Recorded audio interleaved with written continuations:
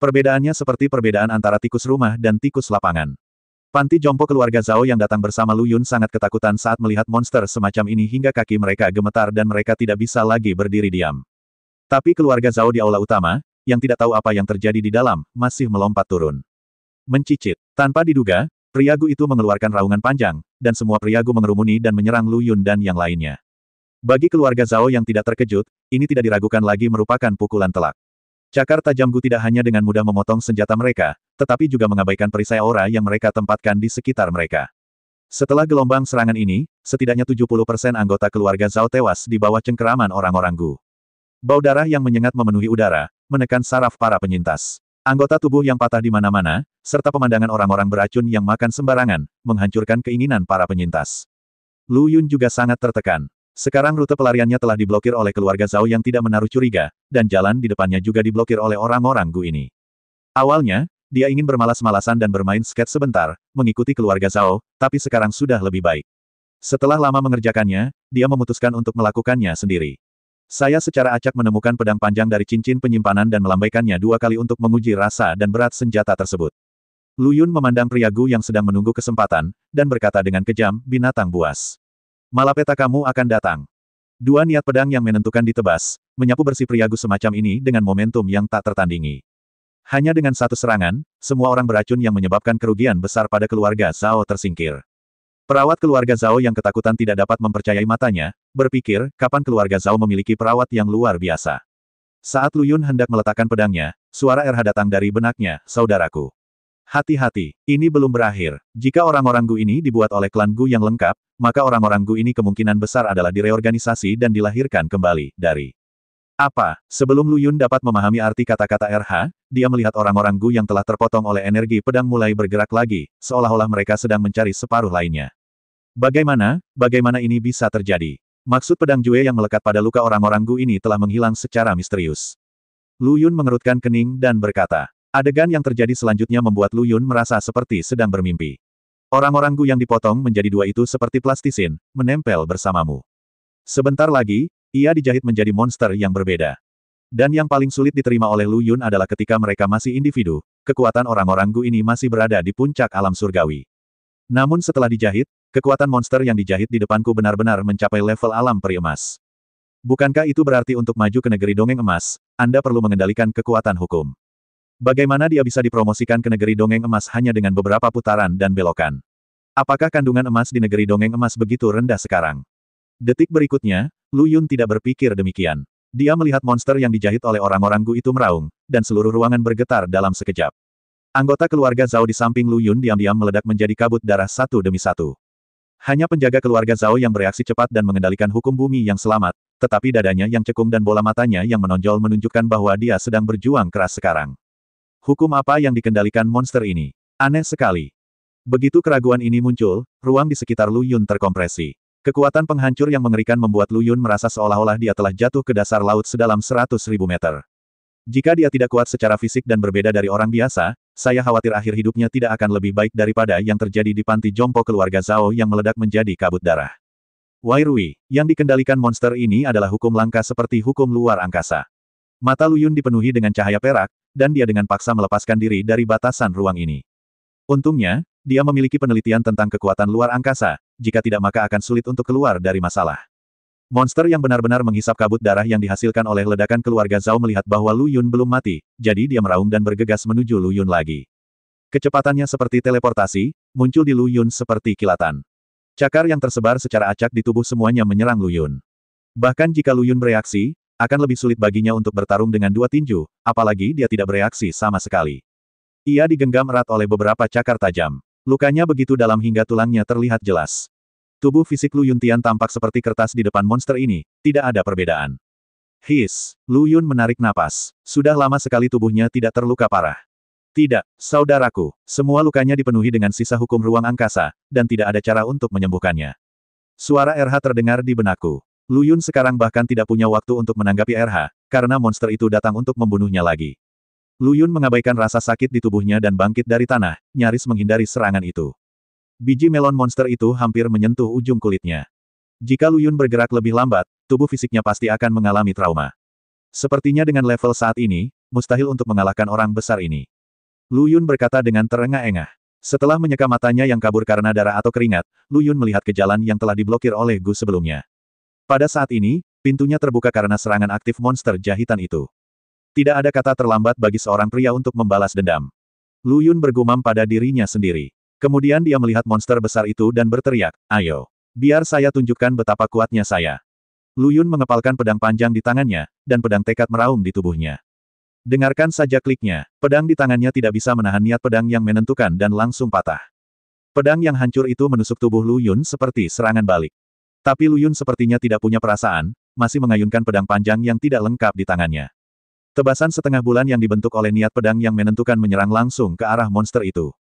Dan setelah mengayunkan pukulan ini, pedang panjang di tangan Lu Yun tidak dapat menahan kekuatan yang menakutkan dan hancur menjadi bubuk. Monster itu meraung, dan cakar yang tersebar rumit di tubuhnya menyala dengan cahaya perak. Saat cakar ini melambai, riak luar angkasa yang menakutkan bergetar. Anda harus tahu bahwa ini adalah alam atas di zaman kuno. Berbeda dari alam atas saat ini di mana hukum surga telah runtuh, intensitas ruang di sini jauh lebih kuat daripada alam atas saat ini. Bisa dibayangkan kekuatan mengerikan yang terkandung dalam serangan monster ini. Tebasan setengah bulan, yang terdiri dari niat pedang yang menentukan, dicabik hidup-hidup oleh cakar monster itu. Namun, Lu Yun telah menghilang di tempatnya saat ini, dan keberadaannya tidak diketahui. Ding dong, panggilan. Lu Yun menghela nafas panjang, menyeka keringat di dahinya, dan berkata, ini adalah bagian terakhir dari pedang panjang senjata ajaib. Akhirnya dibersihkan. Membersihkan pecahan pedang ajaib ini membutuhkan banyak usaha dari Lu Yun. Pedang yang hanya menembus daging lebih mudah dibersihkan. Namun, beberapa pecahan pedang panjang secara tidak sengaja menembus luka Lu Yun. Pecahan pedang panjang ini dengan mudah menyebabkan kerusakan sekunder pada Lu Yun, dan juga terkontaminasi oleh hukum luar angkasa yang melekat pada luka Lu Yun. Ini seperti tukang daging dengan pisau, hukum ruang adalah tukang daging, dan pecahan pedang adalah pisaunya. Bisa dikatakan lebih bertenaga. Jika Lu Yun tidak menanganinya tepat waktu dan secara fisik kuat, tulang-tulang itu mungkin akan dipotong-potong oleh tukang daging dengan parang. Bagaimana kabarmu, RH? Sekarang dengan kemampuanmu, bisakah kamu menghilangkan hukum luar angkasa ini? Lu Yun bertanya, aku akan mencobanya, tapi mungkin perlu waktu, saudaraku. Cobalah untuk tidak bertarung selama periode ini. Jika tidak, hukum ruang angkasa akan menjadi bumerang, dan konsekuensinya akan menjadi bencana. RH mengingatkan, oke, aku mengerti, kata Lu Yun sambil bersandar di dinding. Ini adalah gua yang baru saja dibobol Lu Yun secara acak, dan dia belum melihatnya dengan cermat. Saya hanya buru-buru memastikan bahwa tidak ada bahaya di sini, lalu buru-buru menangani lukanya. Meskipun guanya tidak besar, namun Lu Yun merasa bahwa meskipun gua itu kecil, ia memiliki semua organ dalam. Dan penempatan barangnya juga sangat khusus. Saat Lu Yun meniup debu di dinding, lukisan dinding penjahat muncul di hadapannya. Itu jelas merupakan lukisan kurban, namun hanya separuhnya yang dilukis lalu menghilang. Lu Yun menebak bahwa ini seharusnya adalah gua yang didirikan Su Tiancheng untuk memuja hantu sapi dan dewa ular itu. Lagi pula, di zaman kuno, banyak orang masih percaya tahayul tentang hal-hal ini. Ini tidak ada hubungannya dengan kekuatan seorang kultivator, ini masalah keyakinan. Itu belum cukup, yang membuat Lu Yun yang sangat gembira menemukan sesuatu di gua ini, sedikit kecewa. Karena dia sama sekali tidak percaya pada hal ini. Lu Yun lupa bahwa ada formasi di jalan rahasia yang menekan kesadaran spiritualnya, dan secara tidak sadar mengaktifkan kesadaran spiritualnya. Akibatnya, dia berada di dalam lingkaran sihir dan jiwanya hampir tersedot oleh lingkaran sihir. Itu benar-benar membuatnya takut hingga berkeringat dingin. Sepertinya kesadaran spiritual tidak dapat digunakan di gua ini. Lu Yunhou berkata dengan ketakutan. Lu Yun berjalan keluar gua dengan hati-hati, takut monster yang bisa menjahit orang akan berjaga.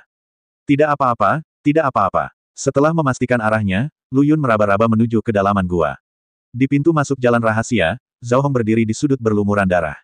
Beberapa kain berlumuran darah yang berserakan di depannya persis dari pakaian Lu Yun. Apakah dia sudah mati? Entah kenapa, Zhao Hong merasakan rasa kehilangan yang tak bisa dijelaskan di hatinya. Itu adalah perasaan yang belum pernah dia rasakan sebelumnya. Nona, saatnya kita move on, ucap sepasang anak kembar. Ya, ayo pergi. Zhao Hong mengambil selembar kain berlumuran darah di tanah dan berkata. Monster penjahit tersebar di mana-mana, dan setiap bagiannya ditutupi dengan lumpur tebal untuk mencegah orang-orang Gu ini dijahit kembali. Rupanya Zhao Hong dan yang lainnya juga mengalami pertarungan berdarah sebelum membunuh monster tersebut. Tak lama setelah Zhao Hong pergi, sesosok tubuh anggun muncul di tempat Zhao Hong berdiri sebelumnya. Seperti bayangan Zhao Hong, dia benar-benar mengambil sepotong kaki berdarah dari tanah dan meletakkannya di pelukannya. Setelah sekitar 10 menit, Wu Chao turun bersama anggota keluarga Wu. Melihat pemandangan darah mengalir di sini, dia tertawa. Matilah dengan baik, Mati dalam hitungan detik, biarkan kalian bajingan mendahuluiku, lebih baik kalian semua mati. Wu Chao meraung marah. Saat ini, Lu Yun sedang tersandung dan tidak lagi tahu di mana dia berada. Ada terlalu banyak pertigaan di dalam gua. Dia baru saja berjalan 2 kilometer sebelum dia menemukan pertigaan. Terlebih lagi, dia belum menemukan satupun tanda yang dia buat selama ini. Dengan kata lain, Lu Yun tidak berputar-putar di satu tempat, tapi memang bergerak maju. Saya hanya tidak tahu berapa lama waktu yang dibutuhkan. Namun, Lu Yun memverifikasi satu hal selama ini, Yan Hongcai sepertinya tidak mengambil jalan rahasia ini.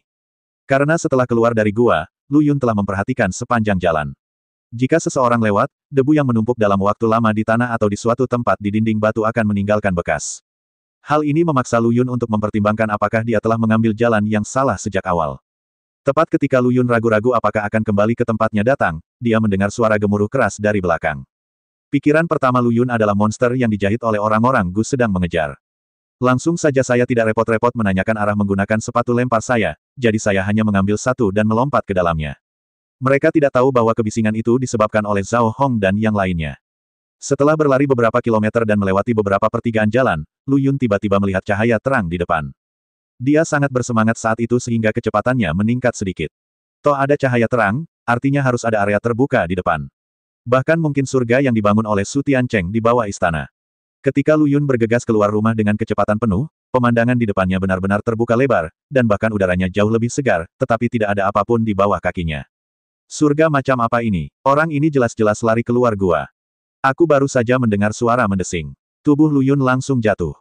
Lu Yun pasti satu-satunya di dunia yang bisa menyaring begitu banyak persimpangan jalan dan memilih satu-satunya jalan yang salah ini. Song Yuntian, itu milik pamanmu, Lu Yun berteriak. Tidak perlu berpikir bahwa ini pasti disebabkan oleh atribut berjamur Song Yuntian di ruang api. Kalau tidak, dia tidak akan seburuk itu. Ledakan. Awan jamur kecil muncul dari tanah. Hah, kenapa tidak sakit? Lu Yun keluar dari lubang, sangat terkejut. Meskipun dia kuat secara fisik, tetapi jika Anda jatuh dari tempat yang tinggi, Anda tidak akan merasakan sakit sama sekali. Mungkinkah racun di istana itu beracun? Pasti melumpuhkan otot-ototku. Lu Yun mengangkat alisnya dan berkata. Ia segera memeriksa fungsi tubuhnya, terutama kondisi kakak keduanya. Semuanya baik-baik saja dan ia menghela nafas lega. Saat ini, suara lemah terdengar dari belakang Lu Yun. Aduh, Wei Hao. Lu Yun tiba-tiba berbalik, hanya untuk menemukan bahwa tidak ada apa-apa di belakangnya, dan kulit kepalanya tiba-tiba terasa mati rasa. Bahkan ada roh jahat di reruntuhan kuno ini, jadi bukan tidak mungkin mereka sedikit jahat. Terutama ketika Lu Yun mengingat lukisan dinding yang menyembah hantu dan dewa yang baru saja dilihatnya di dalam gua, hal ini menjadi semakin mungkin. Lihat, bawah. Sebuah suara datang dari kaki Lu Yun. Lu Yun bahkan tidak memikirkannya, hanya 2 kaki. Ini abad ke-21, tidak bisakah kalian yang licik memperbarui rutinitasmu? Siapa yang akan menyukai rutinitas kuno ini? Su, saudara Su, ini aku, jiwa hitam. Suara itu terdengar lagi. Jiwa hitam. Lu Yun melihat ke bawah, dan seorang pria berpakaian hitam muncul. Bukankah pada hari itu, bukankah orang yang memberinya token? Pantas saja jatuh dari tempat setinggi itu tidak sakit, itu karena punggungmu empuk. Tapi sekali lagi, kenapa jiwa hitam ini muncul di sini secara kebetulan? Mungkinkah dia juga jatuh dari gua seperti dia? Saudara Su, jangan kaget, cepat tarik aku keluar. Jiwa hitam memandang Lu Yun yang tertegun di tempat dan mendesak. Oh, Lu Yun menarik lawannya keluar dari lubang, dan dalam prosesnya, suara tulang rapuh datang dari tubuh jiwa hitam. Lu Yun merasa sakit hanya mendengarnya. Saudara Su, mengapa kamu tidak pergi ke istana Si Hua yang maha kuasa? Dan mengapa kamu jatuh dari langit?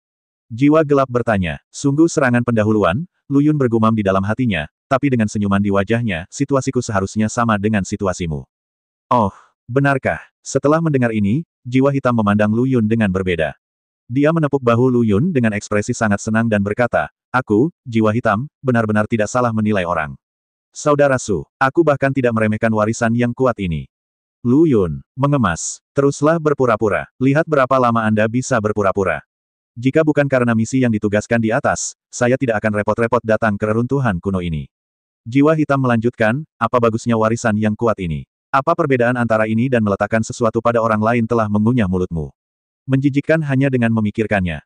Ah, ya. Lu Yun menggema, tapi dia berpikir dalam hatinya, kamu anak tua benar-benar bisa berpura-pura. Tepat, saudara Su, bukankah kamu juga tidak tertarik dengan warisan kekuatan besar? Apakah kamu ingin mengambil tindakan denganku? Jiwa hitam tiba-tiba mengundang Lu Yun. Apa yang kami lakukan denganmu? berkeliaran di reruntuhan kuno ini. Lu Yun mengangkat alisnya dan berkata, jiwa gelap. Saya benar-benar ingin melakukan itu, tetapi saudara, saya punya misi. Saya harus melindungi keselamatan orang-orang di cabang kedai Suanyi di kota Zhongzuno. 33. Apakah Anda ingin ikut dengan saya? Lagi pula, Anda juga seorang penyendiri, dan kamu tidak melakukan apapun saat kamu menganggur. Tidak mau. Lu Yun menolak tanpa berpikir. Aku belum menganggur. Apa yang kamu bicarakan? Jika bantuanmu tidak sia-sia, kamu akan mendapatkan 30% dari hasil dari Suanyi Tavern kali ini. Bagaimana dengan itu? Jiwa hitam tidak berkecil hati dengan keberatan Lu Yun, melainkan menawarkan kondisi yang menggiurkan. Jangan lakukan itu. Cari orang lain. Sikap Lu Yun tetap teguh. 50%. Bagaimana kalau 5%? Tidak, melindungi orang lain adalah hal yang paling melelahkan dan melelahkan. 60%. Aku akan memberimu bagianku. Black Soul sekali lagi memberikan harganya. Kali ini Lu Yun tidak lagi memberikan kata-kata penolakan, jika kedai Suanyi Anda tidak menghasilkan apa-apa, bukankah pekerjaan saya akan sia-sia? Mustahil. Kamu dan aku memiliki pedang yang sempurna. Siapa di reruntuhan kuno ini yang tidak bisa menghindari ujungnya? Jiwa hitam mengucapkan kata-kata paling akurat dengan serius. Dan jangan khawatir, bahkan jika kamu benar-benar kembali dengan tangan kosong, aku akan menggunakan prestasiku di kedai Suanyi untuk memberimu pedang yang bagus sebagai kompensasinya, saudara Su. Lu Yun awalnya ingin terus menolak, tapi sejujurnya, kata-kata di balik jiwa hitam benar-benar menyentuh hatinya. Dia benar-benar membutuhkan senjata yang berguna saat ini, sama seperti saat dia bertarung melawan monster yang menyatu dengan Gu belum lama ini. Adegan di mana pedang ajaib tidak dapat menahan kekuatan pedangnya dan pecah berkeping-keping masih tergambar jelas di benaknya.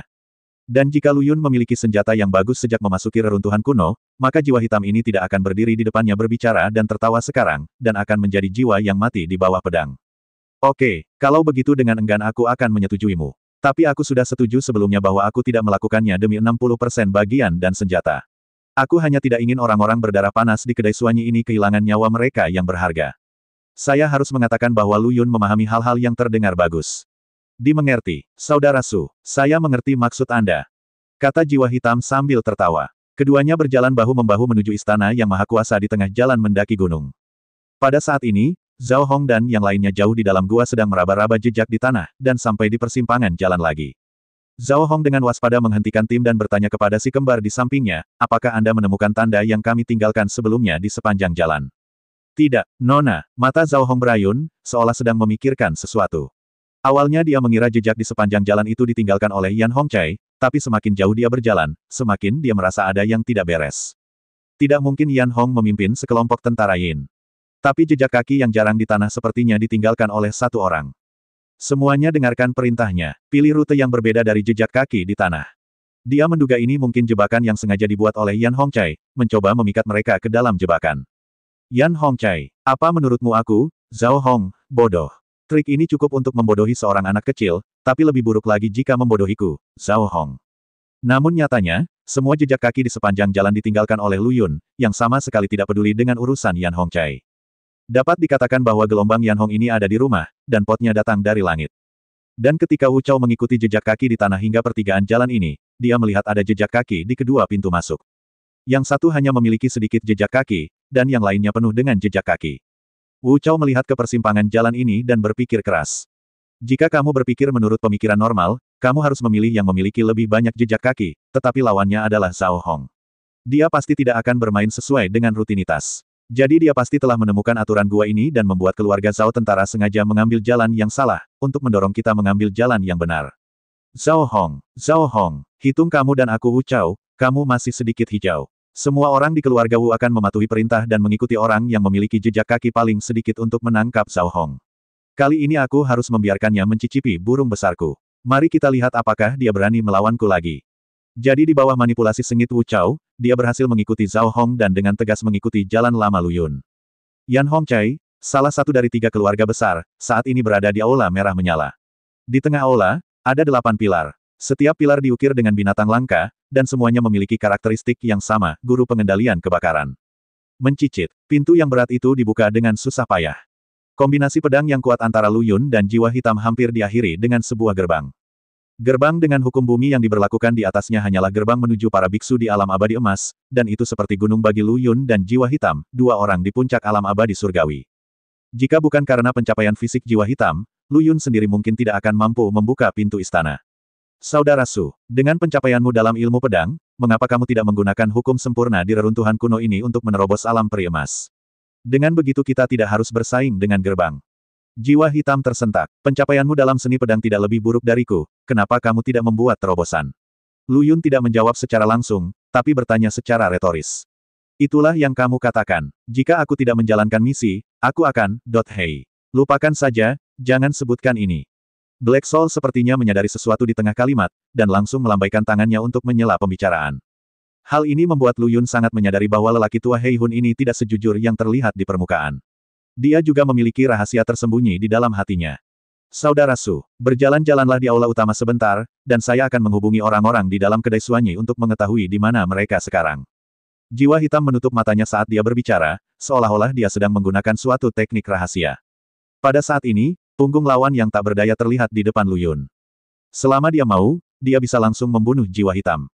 Tapi Lu Yun tidak melakukan itu. Keduanya tidak memiliki banyak kebencian atau keluhan, jadi mereka tidak bisa melakukan kejahatan apapun. Jadi saya mulai menjelajahi aula utama untuk melihat apakah saya dapat menemukan jalan rahasia atau pintu rahasia lainnya. Bagaimanapun, Lu Yun sudah yakin bahwa Yan Hong tidak memasuki jalan rahasia yang dia masuki sejak awal. Oleh karena itu, pasti ada jalan rahasia lain di aula utama ini. Dan entah kenapa, aula utama ini memberi Lu Yun perasaan aneh yang tak terlukiskan. Berada di dalamnya membuat Lu Yun merasa ngeri. Ini adalah pertama kalinya dia masuk, dan dia tidak melewatinya sama sekali. Tak hanya itu, jalan rahasia yang dibukanya secara tidak sengaja juga ditutup. Lu Yun ingat dengan jelas bahwa ketika dia masuk, orang-orang di kedai Suanyi sudah bertengkar dengan keluarga Wu. Tapi sekarang tidak ada mayat di aula utama, dan setetes darah pun tidak terlihat di lantai. Itu bersih seolah-olah seseorang telah membersihkannya. Tepat ketika Lu Yun masih terpana dengan hal-hal aneh yang terjadi di aula utama, sebuah tangan tiba-tiba diletakkan di bahunya. Saat itu, Lu Yunhun hampir ketakutan dan terbang keluar. Ada kehangatan di pundak, dan kamu tahu itu bukan monster, tapi seseorang sekarang. Jadi tangan di bahu Lu Yun adalah milik jiwa hitam. Setelah berpikir singkat selama 0,05 detik, Lu Yun meninjunya. Dan dia adalah tipe orang yang tidak menahan diri sama sekali. Ini untuk menakutinya, Lu Yun. Ah! Jeritan datang dari belakang. Lu Yun menoleh dan menatap Hei Hun dengan ekspresi malu di wajahnya, yang sedang membungkuk dan menutupi hidungnya dengan tangannya, dan berkata, maaf.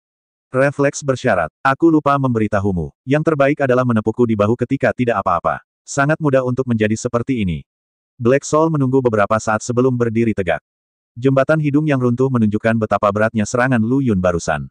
Tidak apa-apa. Ini bukan Su, salah kakak Su. Ini masalahku. Aku tiba-tiba berkata jiwa hitam dengan gigi terbuka. Saudara Hun, bukankah kamu menghubungi orang-orang di kedai Suanyi? Mengapa kamu berlari di belakangku tanpa alasan yang jelas? Lu Yun bertanya, aku hanya ingin memberitahumu ini, kemarilah, kenapa wajahku tidak ditinju? Baru saja, orang-orang dari kedai Suanyi menjawab, mengatakan bahwa ada jalan rahasia di kursi naga di platform tinggi dari aula utama, tapi jalan rahasia diaktifkan. Mereka tidak tahu metodenya, sepertinya panti jompo keluarga Zhao yang memulainya. Black Soul berkata dengan sangat tertekan, Saudara Su. Mengapa saya merasa cara Anda memandang saya salah? Apakah Anda kecanduan memukuli saya? Tidak mungkin, kata Lu Yun, menahan keinginan untuk memukul gadis ini lagi. Bagus, ekspresi kamu melihatku barusan benar-benar mengejutkanku. Kata jiwa hitam sambil tersenyum. Lalu apa yang harus kita lakukan sekarang? Kita tidak bisa hanya saling menatap di sini, kan? Lu Yun melihat ke kursi naga di platform tinggi dan berkata, ayo kita cari. Berita di sana mengatakan bahwa mekanisme yang membuka jalan rahasia seharusnya ada di aula ini. Jika kita beruntung, seharusnya tidak menjadi masalah untuk menemukan mekanismenya. Kata jiwa hitam dengan tekad. Lu Yun memutar matanya, menyadari bahwa dia belum pernah mengalami pemukulan Song Yuntian. Untuk bisa mengatakan hal yang keterlaluan seperti itu. Jika Lu Yun tidak terburu-buru, Gaolu tidak akan mengajari jiwa hitam ini kehidupan yang baik.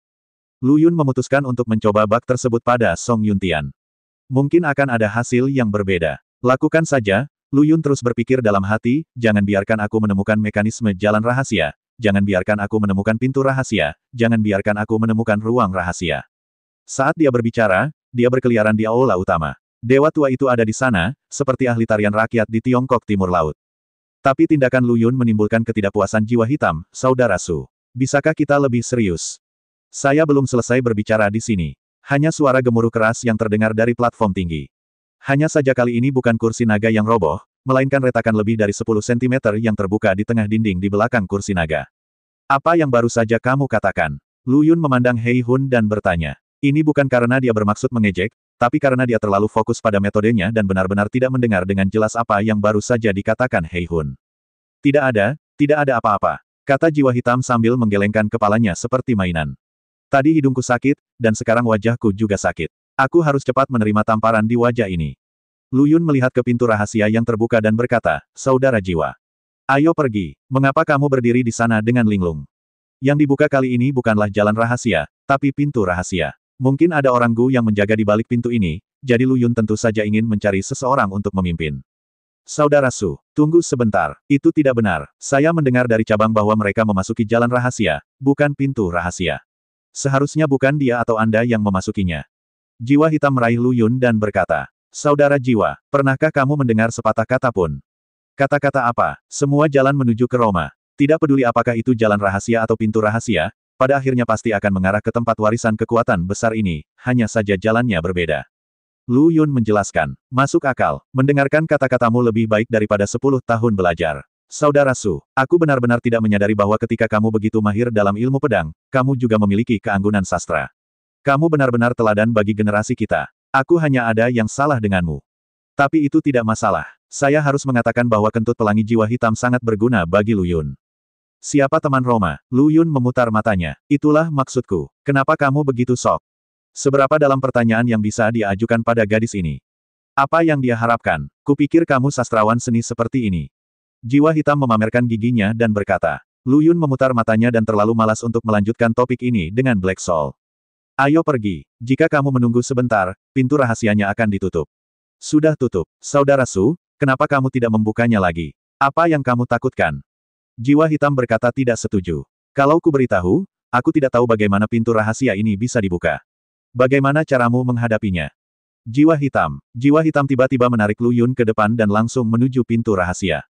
Namun begitu dia bergegas ke platform tinggi, kursi naga yang menghadapnya tiba-tiba roboh, sehingga jiwa hitam tidak bisa berhenti dan langsung meluncur masuk. Lu Yun melihat kegelapan yang dengan cepat memenuhi matanya, dan di dalam hatinya ada 10.000 Cao Nini yang berlari kencang. Setelah lama mengerjakannya, saya menemukan bahwa jalan rahasia yang baru saja dibuka sebenarnya adalah jebakan ketika memasuki pintu rahasia. Tak heran jika tujuan akhirnya adalah tebing yang langsung menuju ke kaki gunung. Keduanya dengan cepat jatuh ke dasar jalan rahasia. Di sini gelap, hanya cahaya redup yang datang dari pintu masuk jalan rahasia.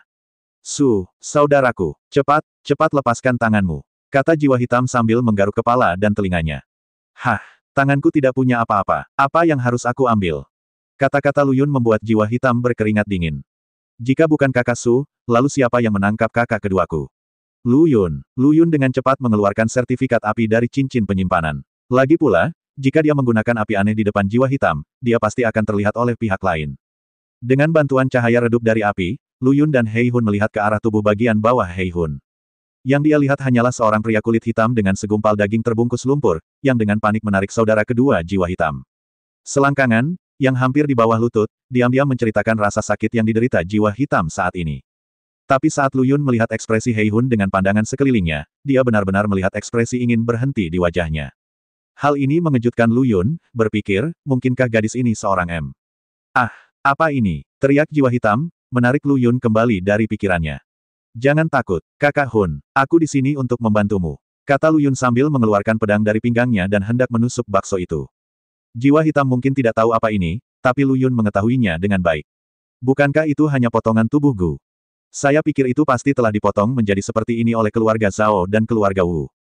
Tapi untungnya, bagian yang menyerang jiwa hitam tidak memiliki sarana serangan apapun, jika tidak, jiwa hitam tidak akan berteriak melainkan meratap.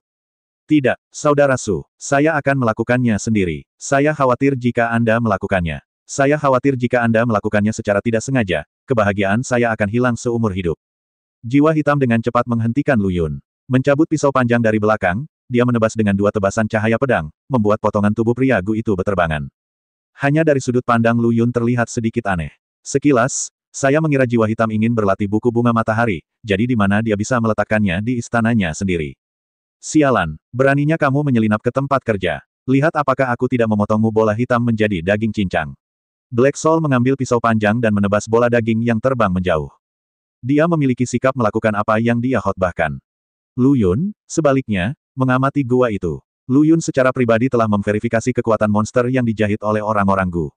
Bahkan jika keluarga Zhao dan keluarga Wu bergabung, mereka masih harus membayar mahal untuk membunuhnya. Pasti akan ada korban jiwa dalam prosesnya, dan selama pertarungan Lu Yun dengan monster itu, semua penjaga keluarga Zhao yang turun bersamanya dibunuh oleh monster itu, tapi tidak ada bau darah di udara. Tidak ada anggota tubuh yang patah atau noda darah di tanah yang tidak rata. Bisa dikatakan aula utama masih sebersih dulu, seolah-olah sudah dibersihkan. Ini sungguh aneh, seolah-olah istana ini hidup dan telah menyerap semua anggota tubuh dan darah yang patah.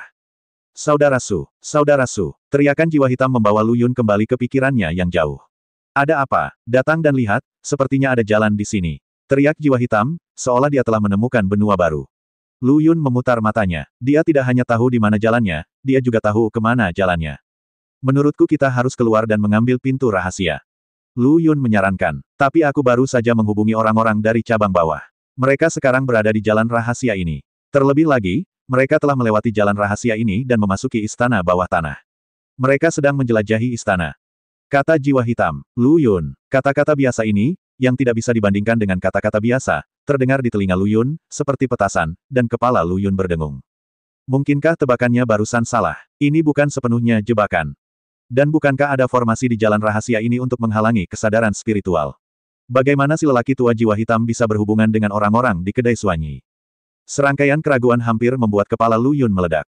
Jika Anda memiliki pertanyaan, tanyakan pada mereka. Ini adalah kebiasaan Lu Yun yang biasa. Bertanya tanpa menimbulkan kecurigaan pada pihak lain adalah keterampilan lain yang sangat menuntut. Saudara Hun, bagaimana caramu menghubungi cabang kedai Suanyi? Mengapa kesadaranku ditekan di gua ini? Lu Yun berkata dengan bingung, tentu saja dia berpura-pura. Karena komunikasi rahasia antara kedai Suanyi kita tidak perlu menggunakan kesadaran spiritual kita sama sekali. Secara alami, kita tidak dibatasi oleh formasi di gua ini. Black Soul menjelaskan, Saudara Su. Apakah kamu penasaran? Lu Yun mengangguk. Setelah Saudara Su bergabung dengan Suanyi Tavern, seseorang secara alami akan mengajarimu. Jiwa hitam berkata, sekarang kita harus cepat mengejar mereka yang ada di cabang. Jika kita dalam bahaya, kita akan memiliki seseorang untuk menjaga kita. Oke, apakah orang-orang dari cabang Suanyi Tavern itu sudah memberitahumu rutenya? Lu Yun bertanya, tapi dia menyesal mengatakan ini. Rute apa? Bukankah ini hanya sebuah jalan? Apakah masih ada rutenya? Mungkinkah, Saudara Su, kamu seorang pecandu jalan raya yang super? Mendengar ini, Lu Yun menghela nafas lega. Untungnya, jiwa hitam itu sangat gugup dan tidak naik ke sini. Saudara Hun bahkan tidak mengetahui hal ini. Kamu benar-benar tidak dapat menyembunyikan apapun dari Saudara Hun. Haha, Kakak Su, kamu tidak lagi bertarung sendirian kali ini. Denganku, kamu pasti tidak akan tersesat kali ini. Kata jiwa gelap sambil menepuk dadanya. Kata-kata ini terdengar aneh bagi Lu Yun, dan dia selalu merasa ada unsur yang disebut cinta gay tercampur di dalamnya.